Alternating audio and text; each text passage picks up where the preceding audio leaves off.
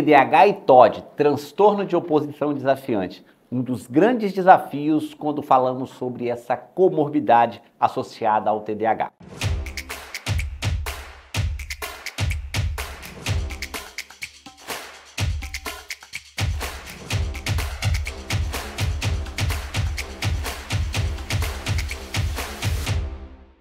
Primeiro precisamos entender um ponto muito importante. O transtorno de oposição desafiante, o TOD, é uma condição descrita dentro do Manual de Transtornos Mentais da Academia, o DSM. Portanto, é um diagnóstico válido e reconhecido pela maior instituição que estuda e que classifica os transtornos mentais no mundo. Eu deixo essa informação aqui porque, infelizmente, existem algumas pessoas e alguns profissionais que utilizam de meios ruins para desqualificar esse transtorno tão desafiante para o tratamento. Eu costumo às vezes até brincar e dizer que esses profissionais, na verdade, não sabem diagnosticar e cuidar desse transtorno, porque ele é sim um grande desafio. E qual a correlação então do TDAH com o transtorno de oposição desafiante, o TOD? Os dados da literatura mostram que até 50% dos pacientes com TOD apresentam também associação com o TDAH.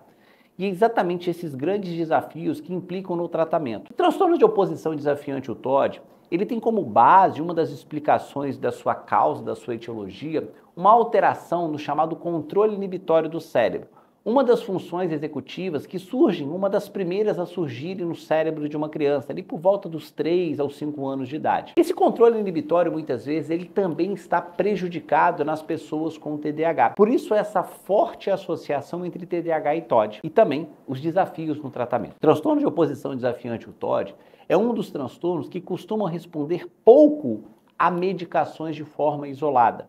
Não existe nenhum remédio, assim, digamos, específico para o TOD. Na verdade, existe um complexo que vai envolver o tratamento do TOD. E quando esse TOD está associado, em sua grande maioria, ao TDAH, tratar o TDAH é de fundamental importância. Por quê? Eu quero que vocês entendam isso para que possamos entender o porquê de tratar o TDAH traz benefícios para o tratamento do TOD. Uma das características centrais do transtorno do TDAH são comportamentos impulsivos. Essa impulsividade de refrear um desejo, uma vontade, na criança pequena de entrar em conversas de adulto, num adulto de esperar a vez, por exemplo, para falar numa reunião, situações que geram impulsividade. O que acontece? Olha só a sequência de fatos. Você tem uma criança com TDAH não tratado. Ela constantemente está agindo de forma impulsiva, dentro da sala de aula, dentro das brincadeiras, atrapalhando às vezes muitas brincadeiras por não esperar a sua vez ou não respeitar aquelas regras, dentro da sala de aula, interrompendo o professor, atrapalhando às vezes o envolvimento da turma quando o professor está fazendo uma exposição, devido a esses comportamentos impulsivos.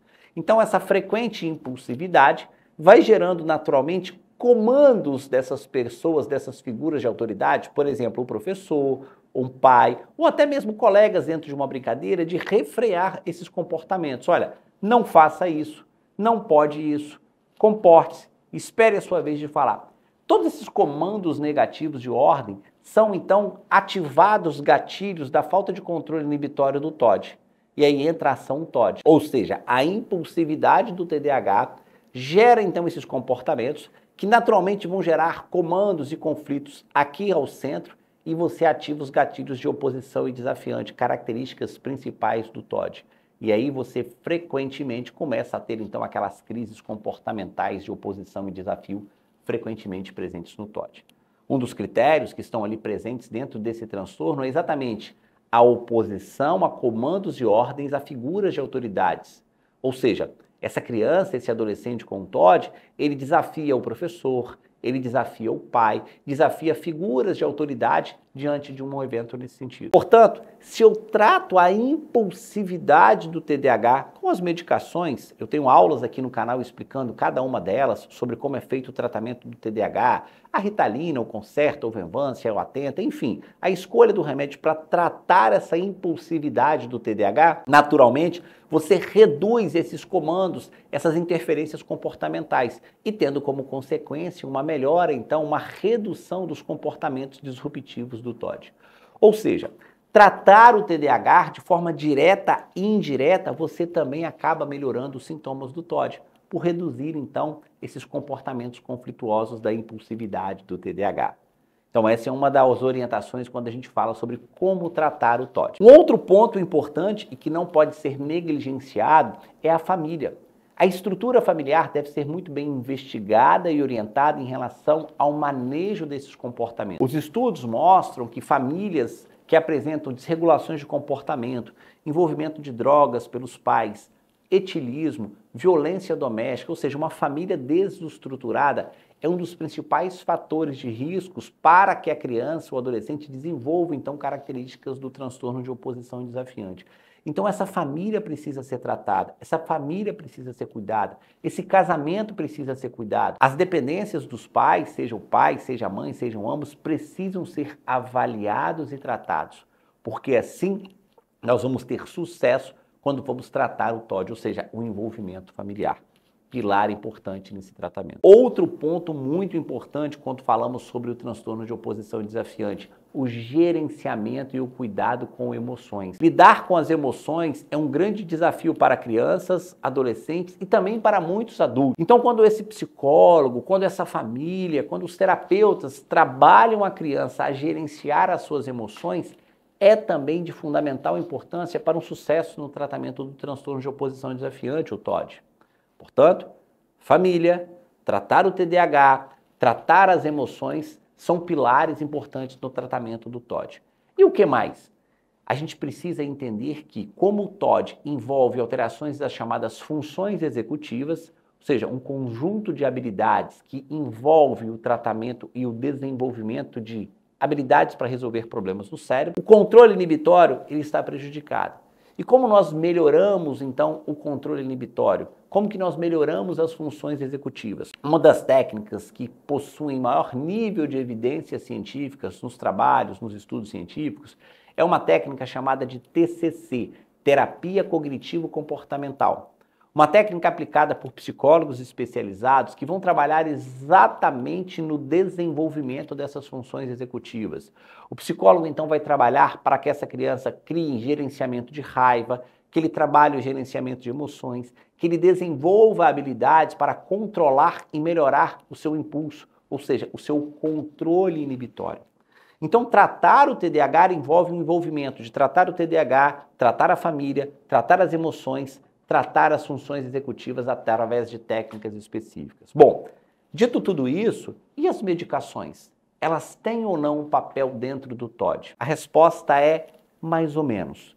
Na verdade, diferente de outras condições onde um medicamento assume um papel muito importante no tratamento, como o próprio TDAH, como por exemplo o quadro de epilepsia, algumas outras condições de saúde, a resposta medicamentosa ao TOD, ela não é tão efetiva quanto essas outras condições. É uma resposta mais branda.